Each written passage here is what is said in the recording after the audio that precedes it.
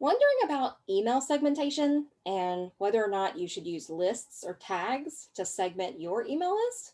I know it's kind of confusing, so let's talk about it, y'all.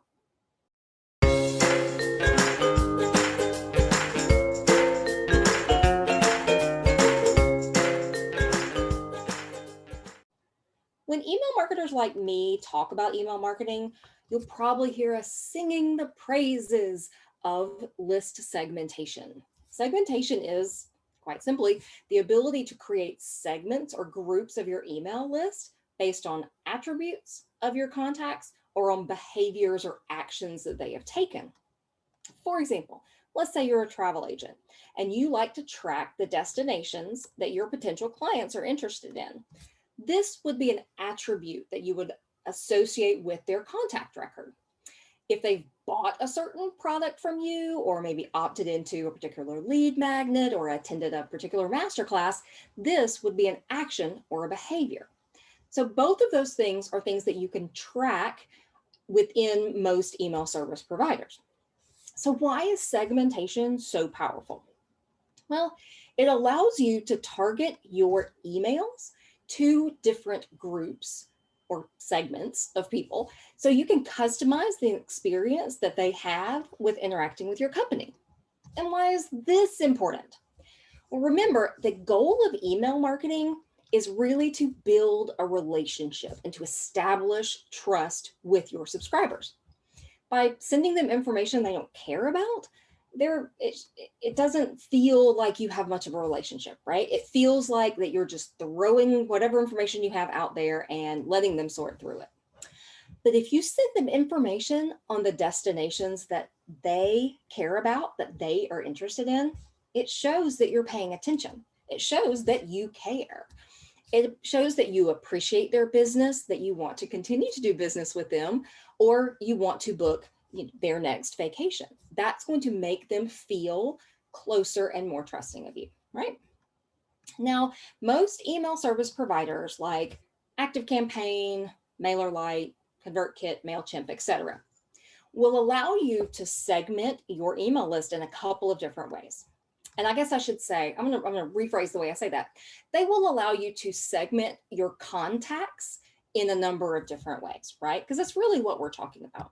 You can organize your contacts into lists, or you can identify contacts' purchases and behaviors with tags. Tags and lists can be used in conjunction with each other, or they can be used separately. So which one's better?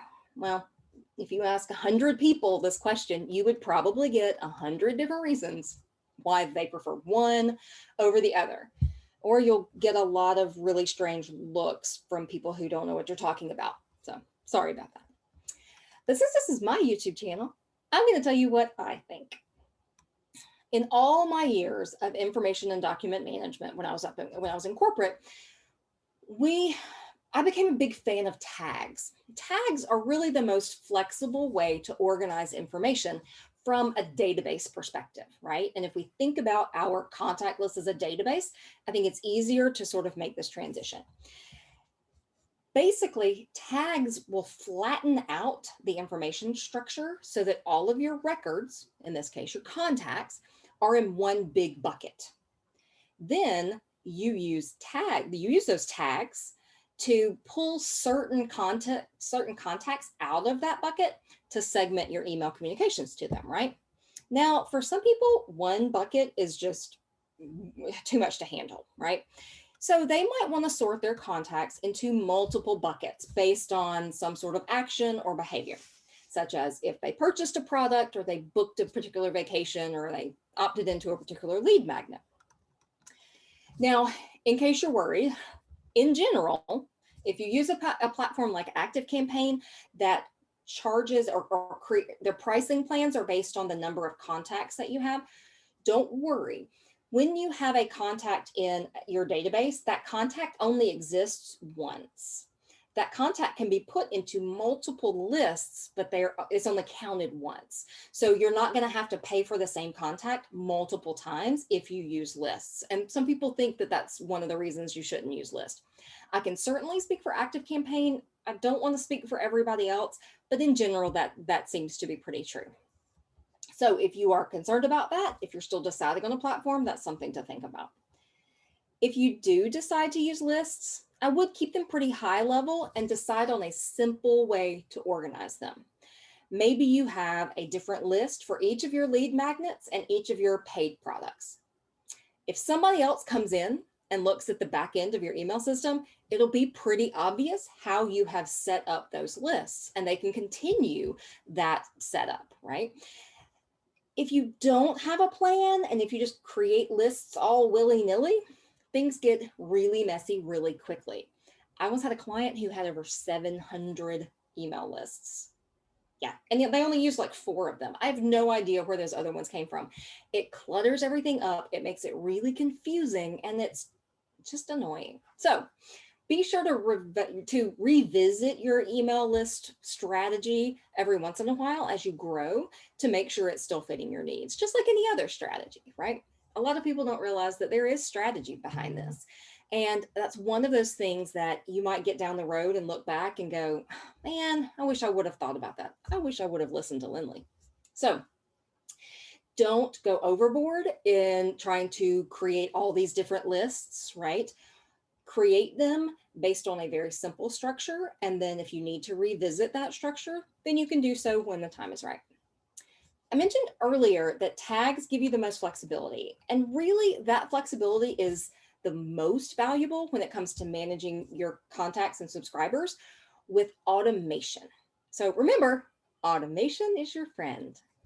Most of the email platforms that we talk about have some level of automation, but what they can do varies pretty widely, particularly if you're on a free plan. So just be aware of that. One of the biggest differences between a lot of free plans and a lot of paid plans are the robustness, the robustity, I don't know, of their email, of their automations rather. Automation does a couple of things for us, right? Obviously, it takes the burden off of us having to manually send emails when someone purchases a product from us or opts into a lead magnet freebie, or having to remember, oh, I need to send an email to that person because they opted in 2 days ago and I need to send them the first email in my nurture sequence. Who's got time for that, right? But automation is also really valuable for sending reminders for meetings or sending follow-up emails, sending birthday wishes. You can collect people's birthdays and manage that as part of their contact attribute.